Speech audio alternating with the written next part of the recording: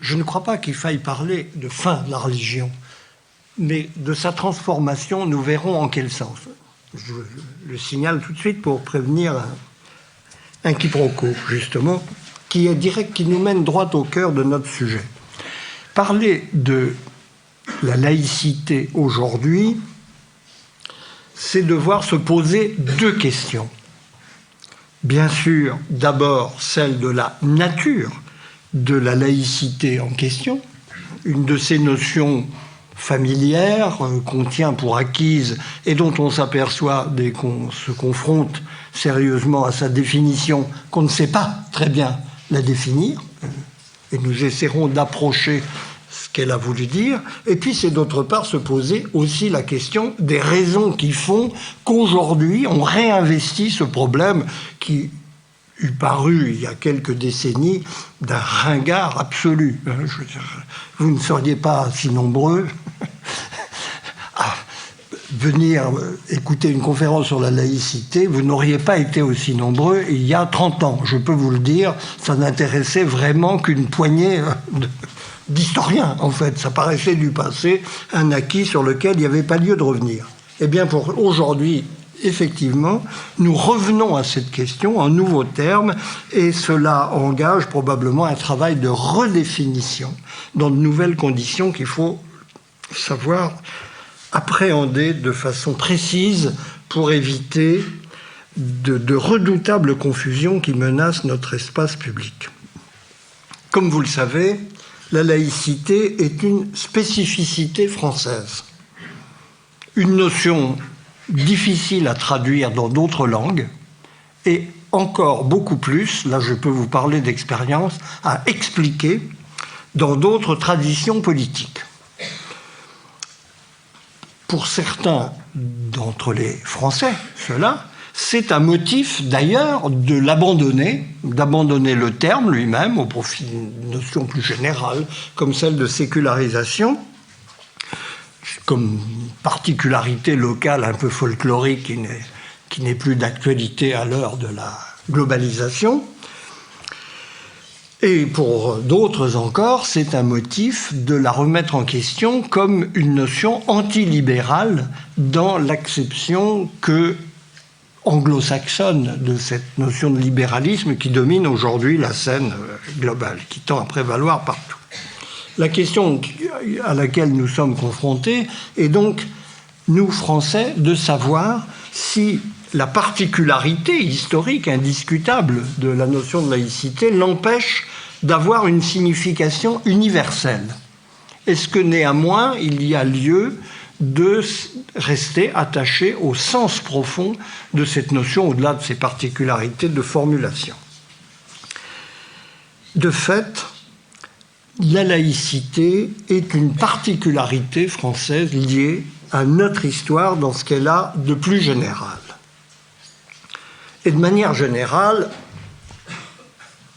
c'est un problème à prendre tant au passé qu'au présent dans une perspective historique.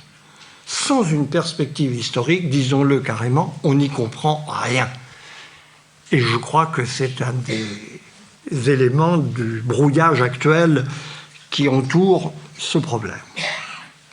La laïcité, vous le savez, est un produit de la longue lutte en France entre le pouvoir politique et l'autorité religieuse.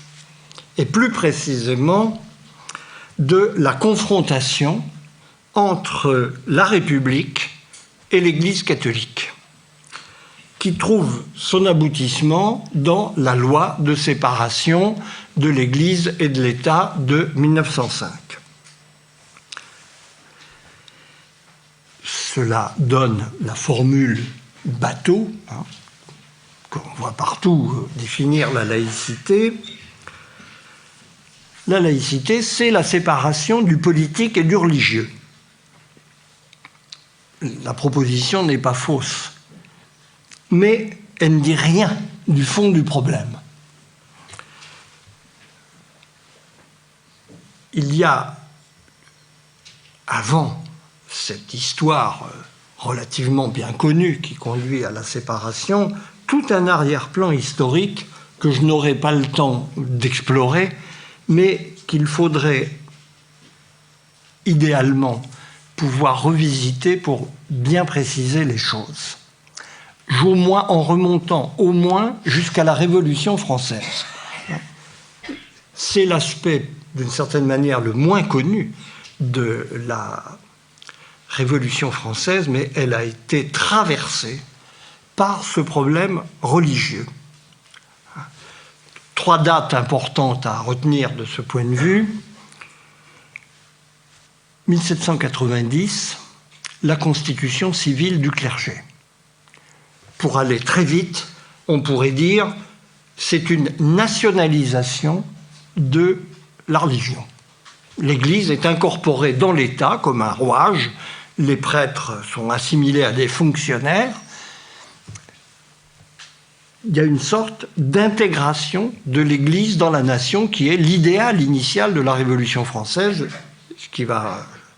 démarche qui va conduire à des conséquences extrêmement graves, appelons une guerre civile religieuse, qui est un des éléments brûlants de la Révolution.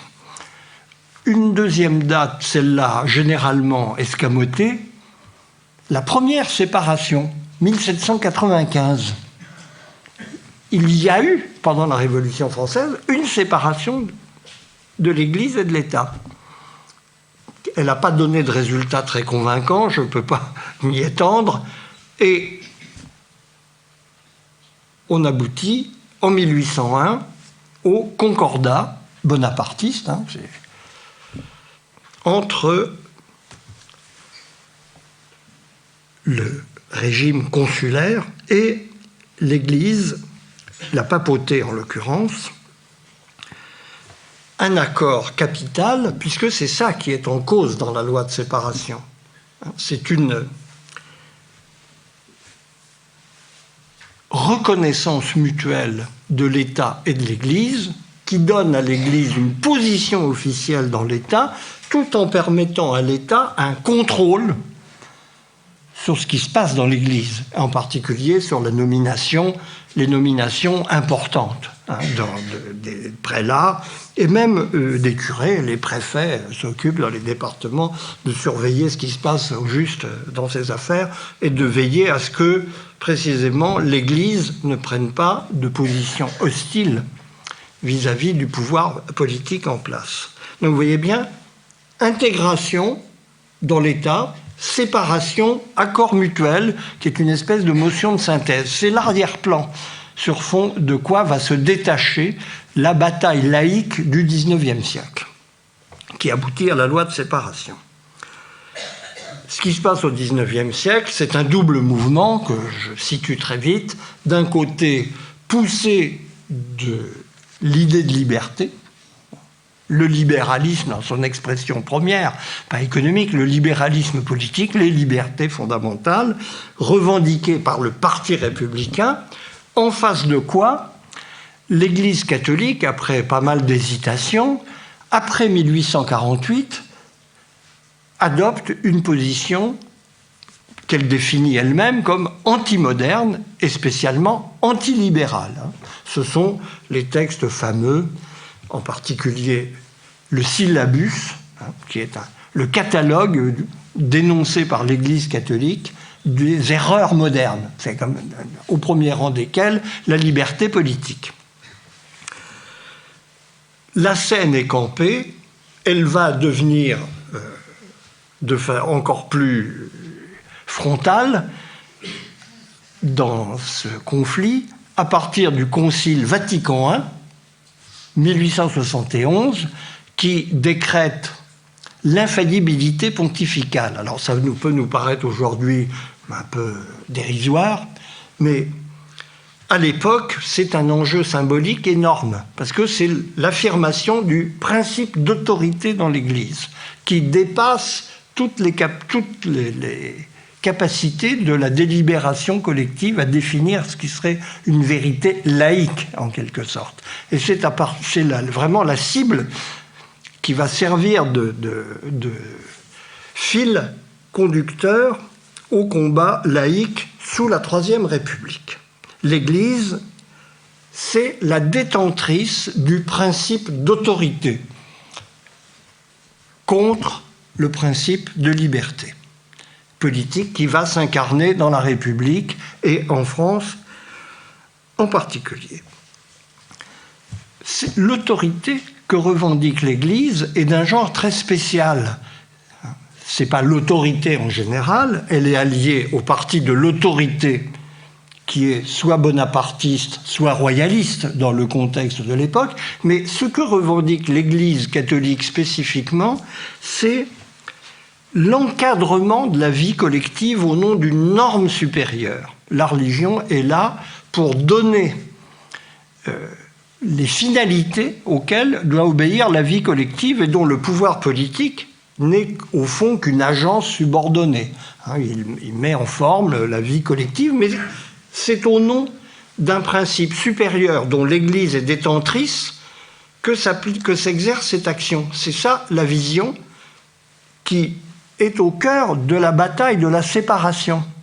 Parce qu'après tout, il y a quelque chose de très incongru quand on y réfléchit dans l'attitude de l'Église catholique vis-à-vis de cette République qu'elle déteste.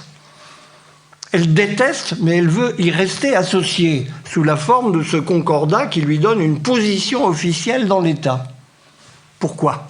Justement parce que l'idée,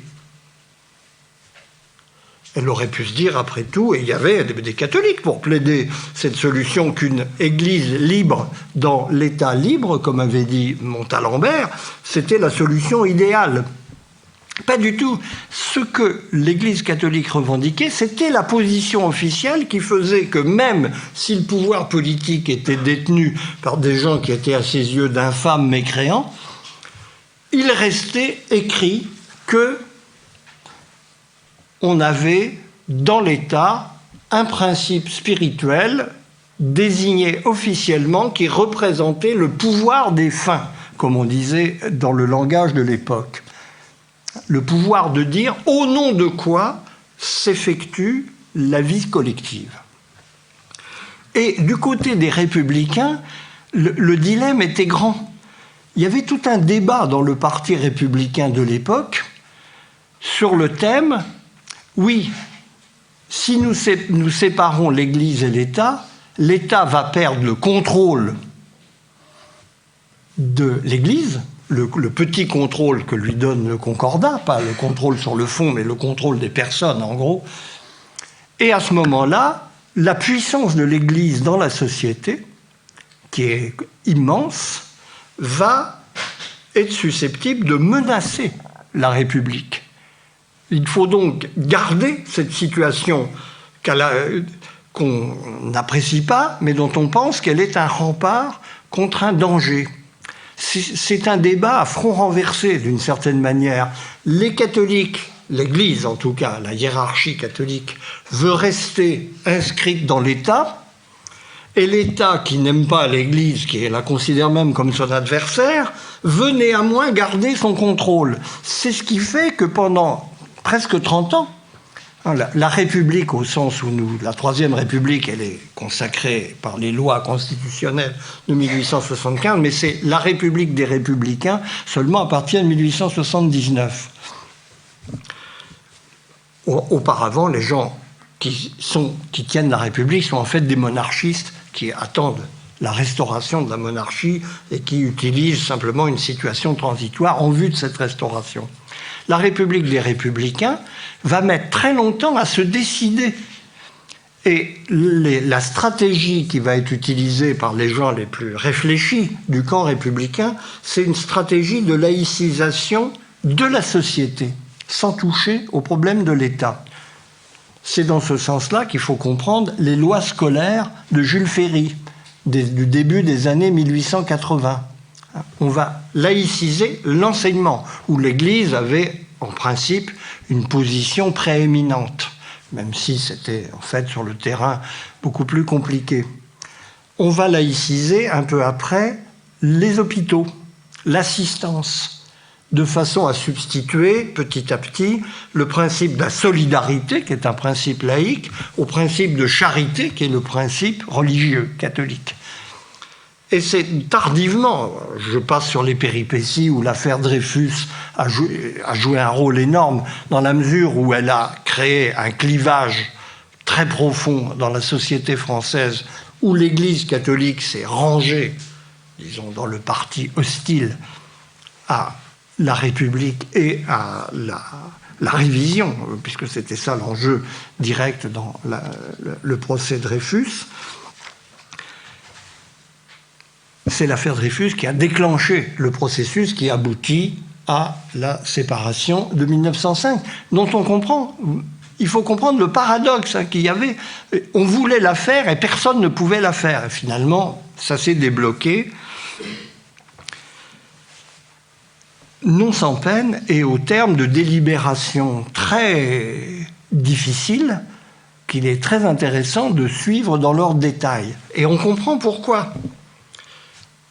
La séparation, on veut la faire du côté républicain au nom de la liberté, au nom de la liberté de conscience.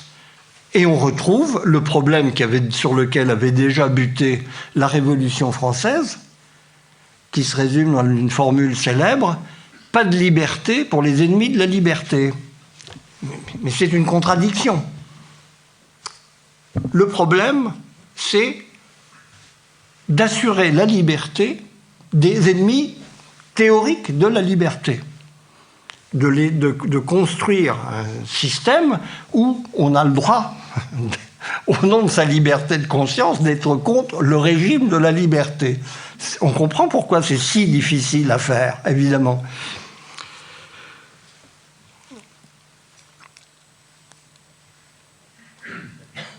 Mais l'enjeu vrai, au-delà de ces péripéties qui expliquent cette histoire embrouillée, marquée d'allers-retours, de tiraillements très profonds dans le camp républicain, l'enjeu de la loi de séparation, c'est qu'il faudrait appeler, dans un jargon d'aujourd'hui, qui à l'époque n'était pas d'usage, la désofficialisation de l'Église. C'est ça l'enjeu de la loi de séparation. Parce que, évidemment, dans le cadre du Concordat, l'Église ne jouait aucun rôle politique, pour autant. Mais elle avait une position officielle qui, à ses yeux, représentait quelque chose d'essentiel. Elle était une institution qui, à l'intérieur des institutions publiques, incarnait une sorte de monopole des fins spirituelles de l'État. Et c'est ça qu'il s'agissait de supprimer, sans lui retirer sa liberté. Ce que veulent les républicains, c'est, au travers de cette loi de séparation, c'est le symbole de l'autonomie démocratique, pour employer le langage le plus exact et le plus approprié. C'est-à-dire l'autonomie démocratique, la capacité du corps politique, de la communauté nationale, de définir la totalité des règles de l'existence commune à tous les niveaux, dans tous les domaines, par la délibération et la décision des citoyens sur la base de la seule raison et hors de toute finalité religieuse collectivement avouée. À l'intérieur de ce cadre, tous sont libres de croire et de pratiquer comme ils l'entendent. Sauf que, et c'est là qu'est le point qui faisait conflit et qu'on a du mal à comprendre aujourd'hui, tellement ce principe de l'autonomie démocratique est entré dans les esprits, y compris des croyants, sauf que la religion, dans l'opération, perd son point d'application politique et légale. Pour résumer la chose dans peu de mots, il n'y a pas de loi de Dieu. Il n'y a pas d'ordre social chrétien ou catholique. Il y a une liberté religieuse qui s'exerce à l'intérieur d'une liberté politique qui l'englobe et qui définit ses propres finalités. C'est là, proprement, que se situe l'enjeu laïque. Construire un ordre englobant qui est fondé sur la seule raison des citoyens et à l'intérieur duquel la liberté de conscience peut intégralement s'exercer. Vous voyez en regard l'insuffisance de la formule habituelle de la séparation de la politique et de la religion. Encore une fois, elle est juste, mais elle ne dit pas ce qui était l'enjeu polémique de la séparation, à savoir que la politique s'impose à la religion pour dire que le domaine humain est libre, qu'il ne répond à aucune finalité ni à aucune subordination à une loi transcendante. Et on comprend très bien pourquoi, pour la conscience religieuse de l'époque, c'était un scandale, pour lequel, d'ailleurs, on s'est battu. On dit aujourd'hui, c'est une tarte à la crème, mais la loi de 1905 est très libérale. Oui, sur le fond, philosophiquement. Mais en pratique, on s'est battu pour elle. Il a fallu mobiliser l'armée, dans un contexte effervescent sinon de guerre civile, n'exagérons pas, du moins de tensions extrêmes, pour imposer ces règles. Parce que cette loi représentait un scandale absolu pour les consciences religieuses. Et on comprend pourquoi. Dans l'opération, la religion perdait son rôle immémorial, celui qu'elle avait depuis qu'on la connaît sous toutes ses formes, c'est-à-dire la capacité, pas forcément d'administrer les sociétés, mais en tout cas de dire au nom de quoi elles doivent être gouvernées. C'était ça l'objet. La religion, historiquement, c'est le dernier mot de la loi humaine au nom d'une loi supérieure qu'est la loi divine. Comment qu'ensuite on comprenne cette divinité? Ça n'a aucune importance dans le cas. C'est un problème métaphysique, pas un problème de dogme particulier. Et c'est à l'époque ce que tout le monde comprend à l'échelle du monde entier. Il y a un retentissement extraordinaire à l'échelle mondiale de cette loi de séparation française qui enthousiasme ou déchire les consciences et provoque des polémiques partout. Il faut remettre les choses dans leur cadre. En 1905, il y a 2 républiques sur le continent européen. La République française et la République helvétique, qui n'a pas évidemment le même poids et le même rôle de modèle politique. Les 2 grandes républiques dans le monde, c'est les États-Unis d'un côté, de l'autre côté de l'Atlantique, qui a une vision complètement différente de la liberté religieuse, et la République sur le sol européen. C'est la France. Et c'est pour ça que cette loi de séparation apparaît comme un événement extraordinaire dont on n'a pas l'équivalent dans la République américaine, qui a un tout autre rapport, même si la liberté religieuse y existe, ô combien elle est fondatrice, mais elle a un tout autre rapport à la religion. C'est la première séparation explicite dans l'histoire humaine de l'ordre politique d'avec un quelconque fondement supérieur, comment que celui-ci soit compris.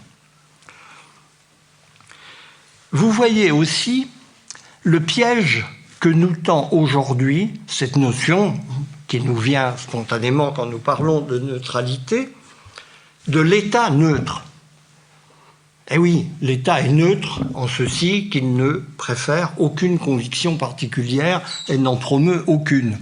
Certes, mais pour devenir neutre de cette façon, il lui a fallu un acte violent, appelons-le par leur nom, de séparation, justement, de refoulement de la religion par la religion catholique en l'occurrence, mais encore une fois, ça n'a aucune importance, ça aurait pu être n'importe laquelle d'une certaine manière, par rapport à ce qui était son rôle antérieur de définition de la norme supérieure auquel doivent obéir les comportements et les lois dans la collectivité humaine.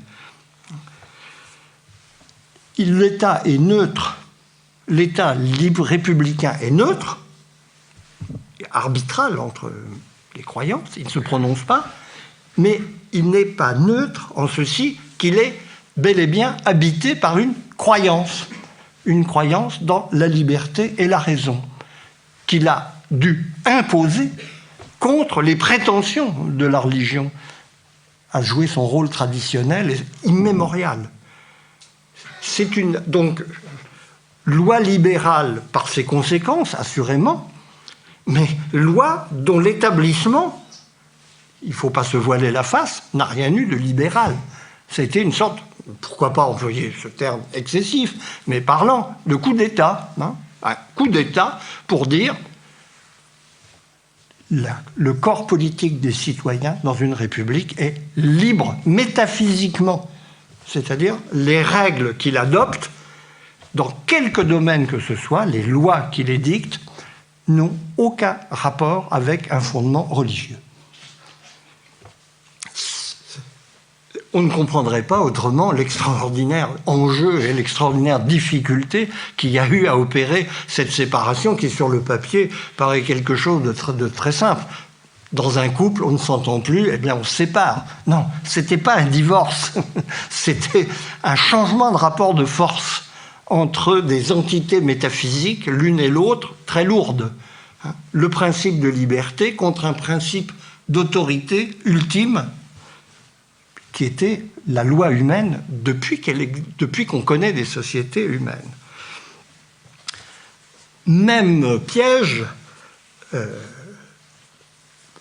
quand nous utilisons une formule, elle est aujourd'hui très couramment utilisée dans les débats sur la laïcité. J'ai vu que le président de la République l'a récemment reprise en lui donnant différentes versions.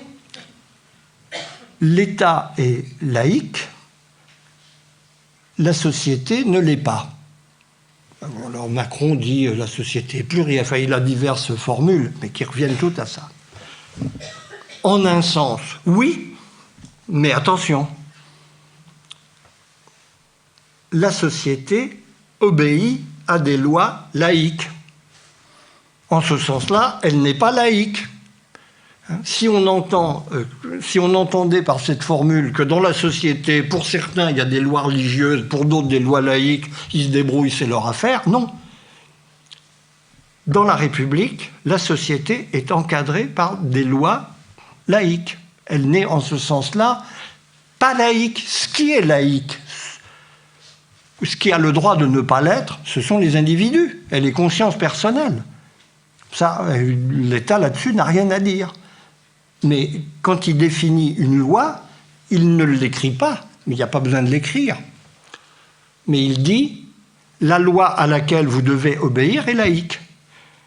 Et c'est la vie sociale qui est gouvernée par ça. Donc vous voyez le danger de ces formules approximatives, à moitié vraies, à moitié fausses, et quand on est dans la moitié faux, on est dans le totalement faux, en fait. La fausseté est complète ou n'est pas. Nous avons complètement perdu de vue la dimension polémique qu'a revêtue la laïcité dans son contexte de fondation. Et c'est ce qui permet de comprendre rétrospectivement les conflits extrêmement violents dont elle a fait l'objet pendant des décennies. Alors justement, ça n'est pas par hasard que nous avons oublié cette dimension polémique. Nous l'avons oubliée pour une raison très simple. La laïcité a gagné. Les conflits dont elle a fait l'objet dans sa formulation initiale se sont estompés. On peut décrire d'ailleurs cette histoire de façon très précise. L'événement majeur qui a précipité cet apaisement a été la Première Guerre mondiale. L'opposition entre l'Église catholique et la République, qui était très virulente encore à la veille de 1914, s'est estompée dans l'impératif national, la fraternisation d'étrangers. Il y a toutes les expressions possibles de ce phénomène qui a fait comprendre qu'il y avait un intérêt de la communauté républicaine supérieur aux divisions idéologiques et religieuses qui pouvaient la partager. C'est en ce sens-là qu'on peut parler d'un parcours de la laïcité. Le parcours de la laïcité, c'est le parcours de son acceptation, et de son acceptation en particulier par les consciences religieuses. Contrairement aux espérances qui étaient celles de l'extrême droite la plus caractérisée dans la République de l'époque et d'une grande partie de l'appareil de l'Église catholique, les masses catholiques se sont inscrites dans la République. Elles ont choisi la laïcité d'une certaine manière contre l'Église et en dépit de leur fidélité à l'Église. Et petit à petit, par tout un mouvement, encore une fois, dont on peut retracer dans le détail les péripéties, les consciences religieuses elles-mêmes sont entrées dans la laïcité, elles sont entrées dans l'autonomie démocratique. Je rappelle quand même quelques dates qui sont utiles à utiliser comme point de repère. La fin de la Première Guerre mondiale, de la Seconde Guerre mondiale, la défaite des fascismes entraîne un changement d'attitude profond d'un pape qui, à l'époque, ne brillait pas par un esprit particulièrement progressiste et amoureux du monde moderne, Pie XII, mais ça fait réfléchir. Une guerre mondiale et une guerre avec des protagonistes comme le fascisme italien ou le national-socialisme allemand. Et le pape en vient, par une révision déchirante pour lui, quand on sait quelles étaient ses positions initiales, à reconnaître, dans une série de messages au lendemain de cette Seconde Guerre mondiale, en 1944-45, à admettre la valeur de la démocratie, au titre de l'humanisme chrétien. Je comprends, contre la barbarie nazie, c'était pas très difficile de voir qu'il y avait quand même quelques vertus dans le camp démocratique. Bien entendu, tout ça va se traduire politiquement par un mouvement capital à l'échelle de l'Europe, qui sera la démocratie chrétienne. En France, on ne l'a pas vraiment connue pour des raisons qui sont propres à notre tradition politique, mais c'est ce qui a modelé des pays comme l'Allemagne, encore aujourd'hui, l'Italie de l'après-guerre, et tous les pays du Benelux de façon privilégiée. L'Union européenne, dans ses origines, est en grande partie une union démocrate chrétienne, où la conscience chrétienne admet la valeur de la démocratie, et sinon la laïcité dans sa version française, en tout cas des versions qui s'y apparentent. Et puis enfin, bien sûr, le Concile Vatican II, qui vaut annulation du Concile Vatican I de 1871, et dont l'une des déclarations principales consiste à reconnaître ce qui s'appelle en langage catholique la liberté religieuse, entendons la liberté de conscience, autrement dit, de fait, même si les mots n'y sont pas, la laïcité des institutions politiques. On peut dire qu'au fil de ce processus, qui a duré quand même quelques décennies, ça ne s'est pas fait du jour au lendemain, la religion chrétienne est entrée dans la démocratie. C'est une transformation religieuse absolument fondamentale, qui a d'ailleurs des implications théologiques vertigineuses, qui sont encore matière à débat chez les gens que ces questions préoccupent. La religion chrétienne admet la pluralité des croyances, elle reconnaît tacitement, même si c'est encore une fois pas le langage qu'elle emploie, qu'il n'y a pas de politique de Dieu. Vous pouvez avoir la foi chrétienne la plus chevillée au corps, être un croyant convaincu, et ne pas penser que votre foi vous donne les clés d'un message politique qui définirait l'ordre de la cité chrétienne. La cité n'a pas à être chrétienne. Elle contient des chrétiens qui sont parfaitement libres de cultiver leur foi, qui sont parfaitement libres de tirer des conséquences politiques de leur foi, On aura eu dans la France, d'après 1945, de cette façon, le développement de quelque chose d'extrêmement important pour notre vie politique, qui a été ce qu'on appelle les cathos de gauche, hein, le christianisme progressiste. Mais dans le christianisme progressiste, il n'est pas question de dire « nous allons construire une cité chrétienne ». Le message est très différent. Nous allons contribuer en tant que chrétiens à la définition d'un ordre démocratique qui vaut aussi pour des gens qui ne sont pas chrétiens. Il faut voir ce que ça représente comme évolution interne de la conscience religieuse. Un poète immense comme Thomas Stearns Eliot pouvait encore dire, juste avant la Deuxième Guerre mondiale, 36-37, pour un catholique, il y a une seule politique possible, qui est la recherche d'une société catholique. Eh bien, dans la conscience contemporaine religieuse, une telle proposition ne veut strictement plus rien dire, hors de quelques cercles rétrogrades, comme il est normal qu'il en existe, il y en a toujours. Tout survit toujours. C'est pas pour autant qu'il faut accorder de la signification à ces survivances. La religion est devenue... Elle ne finit pas, elle ne disparaît pas. Ça, c'est une erreur de le croire. Elle a changé de sens.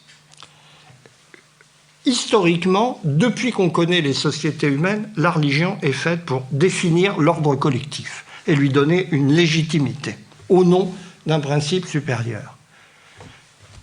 Le sens contemporain de la laïcité, c'est au contraire l'idée d'une dissociation entre politique et religion dans un sens très fort. La religion n'a rien à dire de la politique, dans l'autre sens d'ailleurs, la politique n'a rien à dire de la religion et ne doit en aucun cas se confondre avec des valeurs religieuses, ce qui est là aussi un message de quelques conséquences pour toute une série de croyances politiques dont l'accointance avec les croyances religieuses n'était pas à démontrer.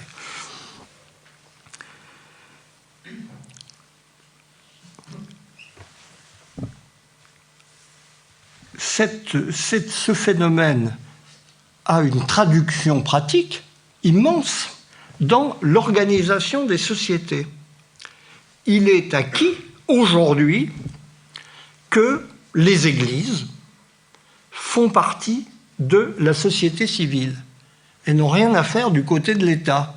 Elles sont partie de la société civile, comme le sont les partis politiques, comme le sont les syndicats professionnels, comme le sont les sociétés de pensée, la franc-maçonnerie par exemple, ou les associations diverses des citoyens en vue d'un but particulier. Les églises sont une variété des organisations de la société civile et en aucun cas quelque chose qui a une vocation officielle.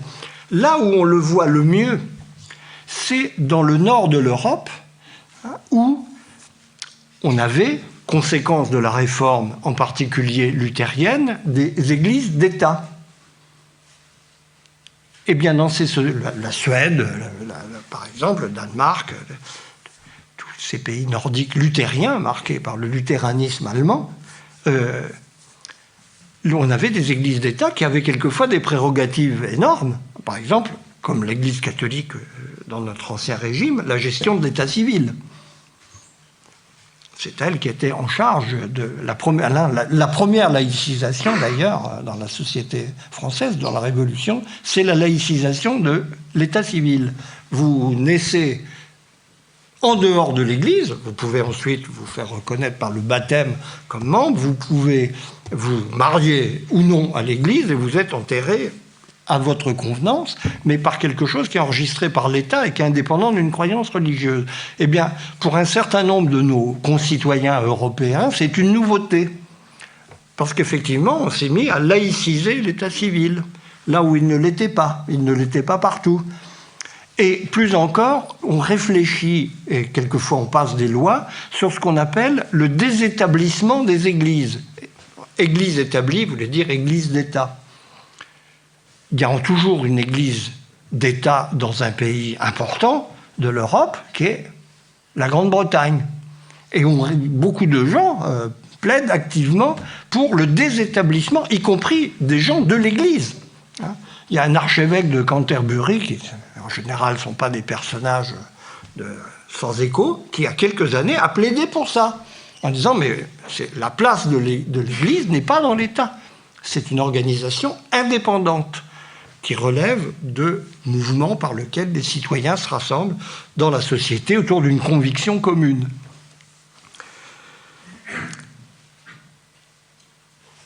Ce mouvement d'entrée de la religion chrétienne dans la démocratie est un mouvement général en Europe, sauf qu'il a pris ailleurs, et en particulier dans l'Europe protestante, une autre allure que le visage conflictuel que cette histoire a eu en France et qui a produit la notion de laïcité. C'est ce que les spécialistes de la question reconnaissent en distinguant effectivement deux modalités de sortie du rôle politique de la religion. Le modèle de la laïcité à la française, qui vaut en général pour les sociétés catholiques, l'Espagne, le Portugal, l'Italie, où la relation est conflictuelle entre les laïcs et les religieux, et le phénomène, la dynamique de sécularisation propre à l'Europe protestante, où le mouvement s'est fait de manière équivalente sur le fond, mais par des voies beaucoup moins conflictuelles et par une espèce d'évidement interne de l'autorité de la religion en matière politique et en matière de conception de la société. Mais à l'arrivée, le résultat est identique. Ce qui me fait dire qu'il y a plusieurs manières d'arriver au même but. La laïcité est une manière dont l'avantage, à mon sens, qui fait que nous n'avons pas à en rougir, quelques errements auxquels elle ait pu donner lieu, c'est elle dit tout haut ce que les autres ont fait tout bas. C'est aussi bête que ça. La laïcité, c'est l'explicitation conflictuelle, donc avec ce qu'implique un conflit. C'est éventuellement des débordements et des radicalisations qui ne sont pas toujours opportunes, mais c'est une explicitation de ce qui s'est passé en Europe en matière de relations entre l'autorité religieuse et l'autorité politique. C'est pourquoi le fait que ce soit une particularité française entre nous me semble avoir aucune incidence sur le fond du problème. Oui, c'est particulier parce que nous avons une histoire particulière, mais cette histoire particulière s'inscrit dans une histoire générale où les autres arrivent par d'autres chemins à un but équivalent. Le but en question, c'est la dépolitisation de la religion et ce qu'on peut appeler, d'un terme un peu abstrait, mais qui dit quand même ce qu'il veut dire, une déthéologisation de la politique. La politique n'a pas à dire son mot sur les fins dernières de l'humanité. Elle est une manière de gouverner les communautés par la délibération et la décision rationnelle qui ne se prononce pas sur les finalités métaphysiques qu'on peut donner, ou non d'ailleurs, à la vie humaine et qui appartiennent à une autre sphère que celle sur laquelle la politique a de la prise. Évidemment, c'est là où il faudrait ajouter un chapitre à ma description, mais je ne veux pas être trop long, c'est que cette évolution a eu des conséquences qui troublent la vue sur le problème et qui donnent lieu à des discussions, à mes yeux, parfaitement oiseuses, qui reposent simplement sur une mauvaise interprétation des phénomènes. C'est qu'à la faveur de cette entrée de la religion chrétienne dans la démocratie, les religions ont regagné un rôle public d'une certaine manière. Alors, d'un côté, elles ont perdu énormément de fidèles, ce à quoi nous avons assisté en Europe, partout, depuis quelques décennies, c'est un effondrement du christianisme sociologique. Le christianisme sociologique, c'était pas forcément quelque chose de très théologique et de reposant sur une foi très assurée des individus, mais c'était un encadrement de la vie. Le baptême, la communion, la confirmation, le mariage, l'enterrement, le tout rythmé par une vie cérémonielle où la sortie de la messe était l'événement dominical qui permettait à la communauté paroissiale de se retrouver et éventuellement d'aller faire ses courses collatéralement. Bon, ce christianisme-là, il est mort. Il reste un christianisme très vivant, qui est en fait un christianisme de convertis, de gens pour lesquels justement la religion, c'est pas l'important, c'est pas de baptiser les enfants ou de marier chrétiennement les jeunes époux, mais justement de poursuivre une quête spirituelle qui a sa finalité propre, à l'échelle de chaque conscience individuelle. Dans ce cadre-là, la religion, d'un côté, cesse d'être une menace politique, ce qu'elle a longtemps été pour la République en France. N'oublions jamais que si les Françaises ont eu le droit de vote parmi les dernières en Europe, c'était à cause de cet argument qui était invinciblement fiché dans les consciences du parti radical, un des principaux partis de la République, que si on donnait le droit de vote aux femmes, on donnait le droit de vote aux curés, parce que les femmes étaient influencées par les curés. Alors les hommes, on les tenait à peu près, c'était des êtres rationnels, supposément, mais les femmes, elles allaient à la messe, elles allaient se confesser, on ne savait pas ce qui se passait dans ces zones troubles, et on redoutait qu'au travers du vote féminin, la contre-révolution, l'autorité de l'Église reprenne le dessus sur la République. C'était ça le motif qui a retardé de façon abracadabrante le suffrage universel vrai dans ce pays. Donc cette crainte-là n'existe plus. Il y a encore quelques fanatiques qui croient que le Vatican est susceptible de reprendre le pouvoir après-demain chez nous. C'est une conviction qu'il faut laisser libre, évidemment, de s'exprimer. Je ne suis pas sûr qu'elle ait beaucoup de pertinence.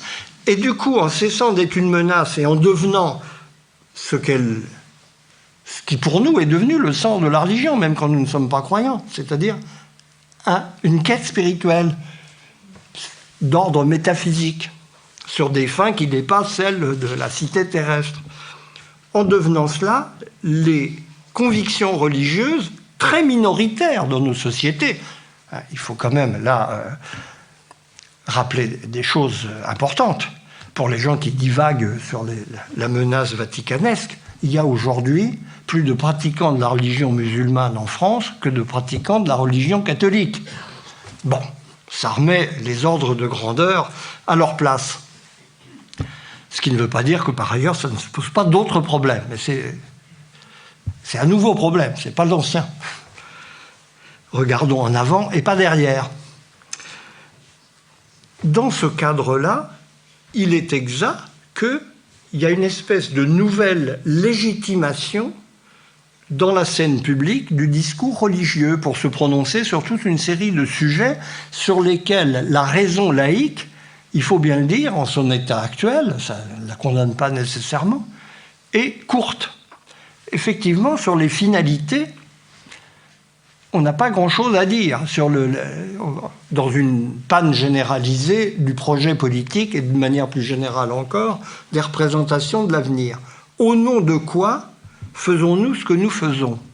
Quel est le fondement raisonné et le but que nous pouvons nous proposer collectivement au-delà, disons, du taux de croissance et du pouvoir d'achat, qui sont des objets parfaitement légitimes, mais qui n'épuisent pas le sujet. On a quand même autre chose à penser en tant qu'humain que ces choses qui sont la vie de tous les jours, mais qui ne répondent pas entièrement aux questions que l'animal métaphysique, qu'est l'humanité, est voué à se poser. Et dans ce cadre-là, il est vrai que les religions retrouvent un rôle, mais qui n'est absolument pas un rôle. C'est un rôle public. Il y a une autorisation du message, mais ce n'est pas un rôle politique. Elles ne disent pas ce qui doit être l'organisation de la cité.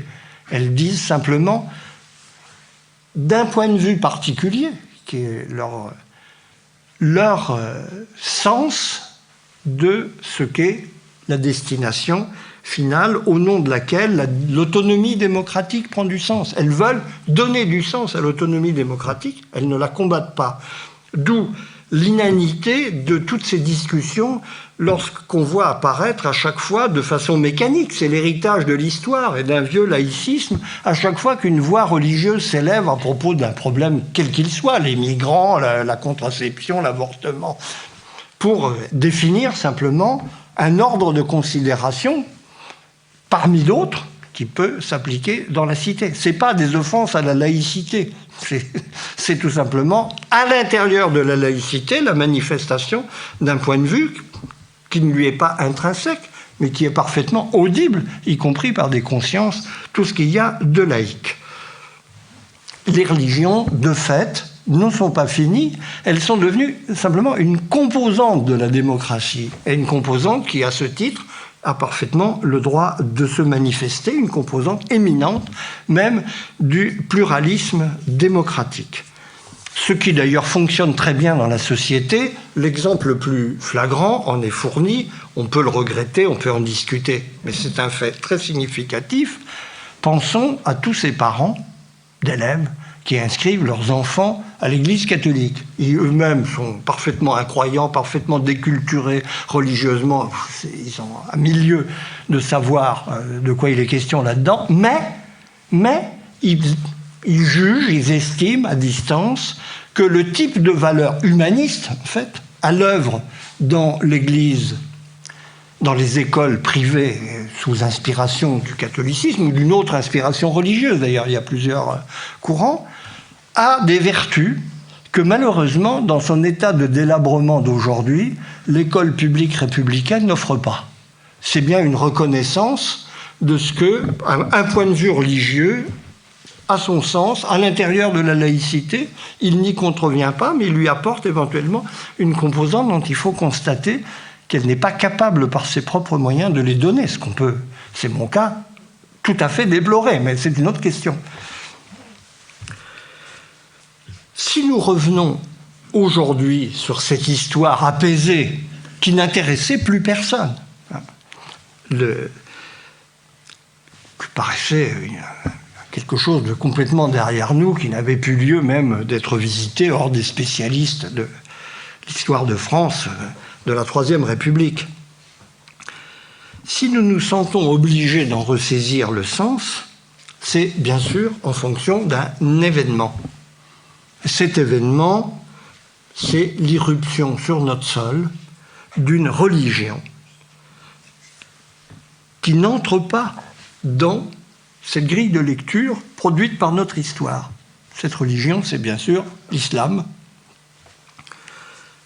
Une religion qui vient d'une autre histoire, qui ne relève pas de la même grille d'analyse que le christianisme ou le catholicisme qui nous est familier, et une religion dont les expressions prennent à contre-pied le parcours qui a été le nôtre. Et le prennent tellement à contre-pied que ce contre-pied, je me l'applique à moi-même. Quand j'ai publié un petit livre sur ce parcours de la laïcité en 1998, il y a longtemps, donc j'étais convaincu, on était dans le sillage des premières disputes sur le voile islamique, etc., que, en fait, l'islam arrivant sur le sol européen serait pris, entraîné dans ce mouvement général dit de sécularisation et qu'il se banaliserait au fond comme les religions que nous connaissions, judaïsme ou protestantisme, catholicisme, les différentes confessions installées. Eh bien, ça n'est pas le cas. Ce n'est pas le cas, et c'est là où il faut revoir l'histoire. À nouveau, seule l'histoire peut nous permettre de comprendre ce qui se passe dans ce problème. Vous voyez au passage une autre confusion créée par ce concept de religion qu'on applique indifféremment à toutes les religions. En fait, ce concept tel que nous le manipulons, il est le produit d'une histoire très particulière, c'est un concept eurocentrique, comme on dit aujourd'hui, fabriqué à l'aune du christianisme et des différentes variétés confessionnelles du christianisme protestante ou catholique. Et quand les juristes aujourd'hui parlent de la religion, en faisant comme si ce concept était universel, en réalité, ils parlent d'une version très particulière de la religion qui est celle qui nous est familière, tout bêtement, celle qui naît de notre histoire et qui rentre beaucoup plus mal pour couvrir un phénomène comme l'islam, comme fait civilisationnel et culturel, autant que comme fait religieux au sens premier élémentaire du terme. D'ailleurs, quand je dis chrétien, je vais beaucoup trop vite. Il faut parler du christianisme occidental, du christianisme latin. Il y a un autre christianisme qui ne fait pas partie de notre champ de vision davantage, qui est le christianisme oriental, byzantin, orthodoxe, qui ne relève pas, qui entre très mal dans la même grille d'analyse. C'est un débat européen qu'on a vu à l'œuvre à propos du cas de la Grèce, particulièrement, mais qui aujourd'hui tend à se généraliser avec l'entrée de pays du christianisme oriental dans l'Union européenne. Et où on voit reparaître des questions qui relèvent bien de la différence culturelle et civilisationnelle qui font qu'on ne peut pas mettre sous le même mot de religion des choses aussi hétérogènes sans plus d'examen. Il faut refaire le concept de religion, l'étendre pour qu'il puisse s'appliquer à tout et ne pas présumer de façon dogmatique et irréfléchie que ce que nous savons, nous, de la religion, épuise la religion en général et toutes les traditions. C'est d'autre chose qu'il s'agit. De ce point de vue-là, l'inculture historique, qui est une tendance lourde dans nos sociétés d'aujourd'hui, devient un élément politique aggravant par rapport à des sujets déjà difficiles en eux-mêmes, qui empêche de seulement même aborder la question dans des termes où on peut la traiter, parce qu'on ne sait pas de quoi on parle en fait. Rappelons des faits élémentaires. L'islam n'a pas connu, par son développement historique, cette histoire politique européenne marquée depuis un millénaire par la tension entre les autorités politiques et les autorités religieuses. Parce que quand on parle de royauté divine et de monarchie sacrée, tout ça, c'est vrai, mais il y avait derrière une conflictualité assez considérable, dont je ne sais pas, je n'allais pas évoquer l'histoire, mais ça ne s'est pas fait doucement. Et il y a un événement historique et la déchirure de l'Europe au XVIe siècle, la réforme protestante, dont l'enjeu est le rapport entre politique et religion. C'est la suprématie catholique de l'Église tout à fait théorique sur le pouvoir civil ou l'autorité supérieure du prince sur les églises, qui donne les églises d'État. Angleterre, elle est réforme luthérienne. Donc, cette histoire-là, l'islam ne l'a pas connue. Ce n'est pas un reproche à lui faire, c'est un fait. Il n'y a pas à juger de supériorité ou d'infériorité dans ces matières, mais il y a à constater un fait. De la même manière, l'islam n'a pas connu cette tradition intellectuelle très particulière, née largement de la réforme protestante, qui a été l'examen critique des textes de base de la culture religieuse, les livres saints, pour faire simple, la Bible. La critique biblique n'a pas son équivalent dans le monde musulman. Et pour une raison simple, la réforme, c'est la prétention de revenir à l'Église primitive, dont l'Église romaine se serait écartée. Qu'est-ce qu'on fait à partir de ce moment-là? On se plonge dans les textes sacrés pour voir ce qu'ils disent vraiment. Et ça va prendre 2 bons siècles de bataille autour de ce qui est vraiment dans ces textes, à commencer par le fait de savoir quand est-ce qu'ils ont été écrits, par qui, et quel est le degré de fiabilité qu'on peut leur accorder, vu qu'ils contiennent des contradictions manifestes. J'en donne l'exemple qui a été l'argument anticlérical majeur en Europe depuis le XVIIe siècle.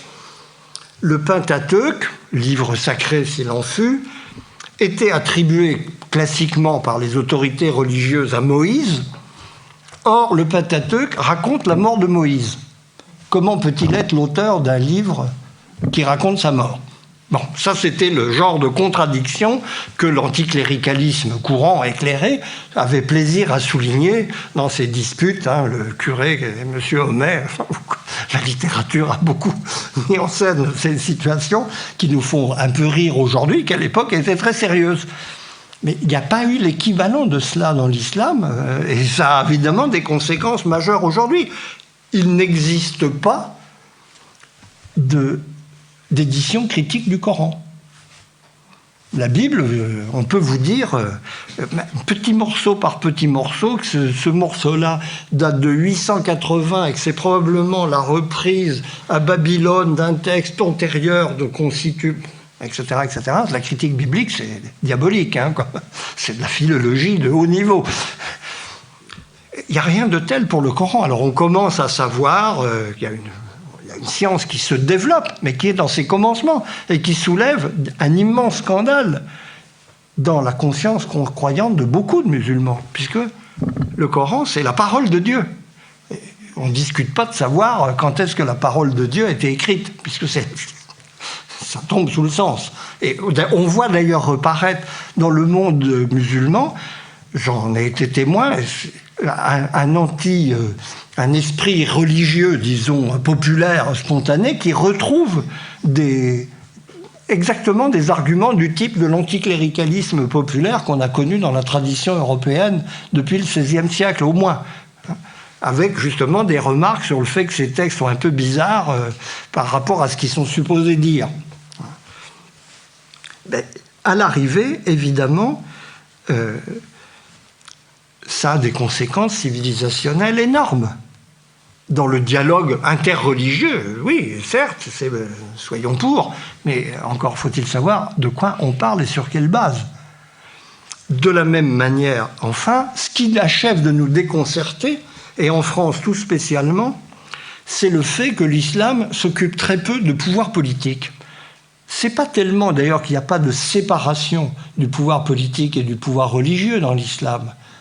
Ça n'a pas de sens. Il n'y a pas de pouvoir religieux, à la vérité, au sens où nous l'entendons. Pour nous, pouvoir religieux, ça a un symbole, c'est les églises. L'Église catholique au premier chef, mais les églises protestantes, elles existent aussi, même si elles ont un autre statut et d'autres fonctionnements. Et par conséquent, en particulier pour un Français, c'est où est le pape musulman avec lequel on pourrait causer ? Il n'y en a pas. Nos ministres de l'Intérieur, depuis Pierre Joxe en 1989, n'ont eu de cesse d'essayer de constituer une église musulmane. On rassemble tous les dignitaires qui paraissent les plus importants, mettez-vous d'accord, élisez un chef, on discute avec le chef et on s'arrange. Mais il n'y a pas de chef. Et personne n'accepte de reconnaître le chef. Donc, on patine dans la création d'autorités successives qui n'ont aucune autorité, aucune audience, parce que c'est pas comme ça que ça se passe. L'islam s'est constitué à la base et pas au sommet. Bon, il a eu des répondants au sommet, mais son noyau actif, il est dans l'organisation primordiale de la société, dans la famille, dans les règles de la parenté, dans les mœurs, dont le point d'achoppement vis-à-vis de notre culture d'aujourd'hui est évidemment sa conception des rapports entre les sexes, où l'égalité n'a pas de sens, puisque, au contraire, la hiérarchie des sexes est le premier maillon de la hiérarchie vraie, qu'est la hiérarchie du commandement divin par rapport à l'ordre humain. Chose inintelligible, d'autant plus que jamais dans le christianisme, même si nous avons vécu dans des sociétés patriarcales, masculinistes, avec domination féminine évidente, la hiérarchie des sexes n'a jamais eu dans la tradition chrétienne occidentale le même statut. Donc, extraordinaire difficulté de faire entrer corps étranger dans les repères qui nous sont familiers. Et la pire des démarches est évidemment de faire comme si il fallait fabriquer un islam sur le modèle catholique avec lequel on pourrait transiger. Évidemment que c'est une démarche vouée à l'échec. Il faut oser le dire, l'islam n'est pas entré dans la démocratie. Alors, beaucoup de musulmans l'ont fait pour leur compte personnel, mais la conscience religieuse musulmane ne l'a pas fait de manière explicite et avouée par la communauté des fidèles. Et c'est là où le problème de la laïcité se pose à nouveau frais sur un autre terrain, dans d'autres conditions que celles que nous avons connues et qui demandent de l'imagination. Une enquête récente, et qui va être complétée bientôt par d'autres, sur les musulmans présents en France, montre qu'une partie très importante d'entre eux pose comme principe que la loi divine, la charia, la loi supposée, en fait le mot charia apparaît une seule fois dans le Coran, hein, mais c'est un autre problème. C'est pas comme ça que ça s'est fabriqué. C'est pas d'ailleurs en cherchant dans le Coran qu'on va trouver des réponses à la question de la laïcité. Même s'il est très important de le regarder attentivement. Plus attentivement éventuellement que beaucoup de musulmans n'en ont qu'une connaissance assez approximative. Le problème est qu'il y a reconnaissance, c'est le point vif de la supériorité de la loi divine par rapport à la loi humaine. Ça ne veut pas dire qu'il n'y a pas un espace de la loi humaine qui est totalement indépendant de la religion, bien sûr. Ça, ils le reconnaissent très bien. Mais en dernier ressort, et c'était ça l'enjeu du débat laïque de 1905, en dernier ressort, la vraie loi, celle qui commande au sommet, c'est la loi divine, telle qu'elle est consignée par le livre et l'exemple du prophète. Là, on est effectivement dans une renaissance à la racine du problème de la laïcité, sauf qu'il est sur un autre terrain. Les musulmans ne revendiquent pas une place officielle dans l'État, ils s'en contrefichent. C'est pas leur souci. Mais en revanche, ils ont une idée de la loi telle qu'ils l'entendent dans leur tradition, qui est en contradiction flagrante avec les principes de la République laïque. Et il faut l'admettre pour aller vers une solution comme celle que nous avons su trouver avec le monde catholique et avec le monde chrétien en général en Europe. Mais la pire des attitudes, c'est de se voiler la face, évidemment, en faisant comme si il n'y avait pas de problème. Oui, il y a un problème. Il faut le reconnaître pour ce qu'il est. Ça demande de reconnaître ce que nous mettons, nous, sous le mot de laïcité dans notre histoire, de par notre histoire, et ce qui est reconnaître du même mouvement, ce que l'histoire de l'islam en a fait, qui le rend étranger à cette règle qui, en même temps, a toutes les raisons, du point de vue de nos valeurs, de s'imposer à lui aussi, et du point de vue d'ailleurs de beaucoup de gens d'origine de culture musulmane. C'est un des enjeux de l'effervescence démocratique qui agite le monde arabo-musulman aujourd'hui. Donc sachons à la fois savoir qui nous sommes, à qui nous avons affaire et vers quel but nous devons tendre. Je vous remercie de votre attention.